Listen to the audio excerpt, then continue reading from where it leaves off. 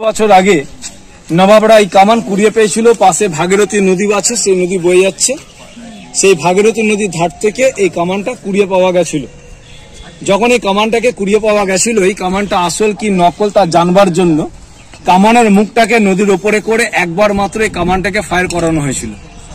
এমন একটা ভয়ানক বিকট আওয়াজ হয়েছিল, যে আওয়াজে এলাকার আশপাশ গ্রামে অনেক বাচ্চা মারা গেছিল, অনেক বয়স্ক লোক কান মুখ থেকে রক্ত উঠে মারা যান।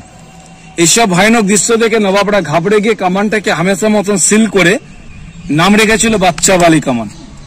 কামানটার ওজন হচ্ছে 16,880 পাউন্ড, 8.5 টনের ঊর্ধ্বে কামানটার ওজন। কামানটা ছাড়বার সিস্টেম ছিল, কামানের সামনের মুখ দিয়ে গোলা আর বারুদকে আগে একসঙ্গে গেঁদে গেঁদে ভরা হতো, তারপর কামানের মুখটাকে জাম্প করা হতো। কামানটার যে পেছন সাইডে যে জায়গাটা দেখছেন সিল করা আছে, সেখানে বড় মশাল দিয়ে আগুন দেওয়া হতো।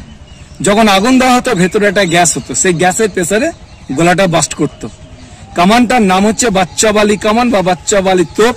তোপটার ওজন 16,880 পাউন্ড, 8.5 টনের ঊর্ধ্বে কামানটার ওজন, 8,500 কিলোর উপরে কামানটার ওজন রয়েছে। এটা রেঞ্জ ছিল 9 কিলোমিটার। এরকম কামান ভারতবর্ষে আপনি 3টে জায়গায় দেখবেন, মানে ওয়েস্ট বেঙ্গলের মধ্যে আর কি। কোথায় কোথায় দেখবেন? এখানে দেখছেন বাচ্চা বালি কামান। আমাদের মুর্শিদাবাদ রেলগেট ক্রস করে পূর্ব দিকে পড়ছে তোপখানা বলে একটা জায়গা, সেখানে আছে জাহানকোষা কামান। বাঁকুড়া বিষ্ণুপুরে আপনারা দেখতে পারবেন দলমাদল কামান। 3টে কামান একই কর্মকার তৈরি করেছিলেন। সেই কর্মকারের নাম হচ্ছে জনার্দন কর্মকার। যে জনার্দন কর্মকারের বাড়ি ছিল আপনার ঢাকা জেলায়, যে ঢাকার আগের নাম ছিল জাহাঙ্গীরনগর।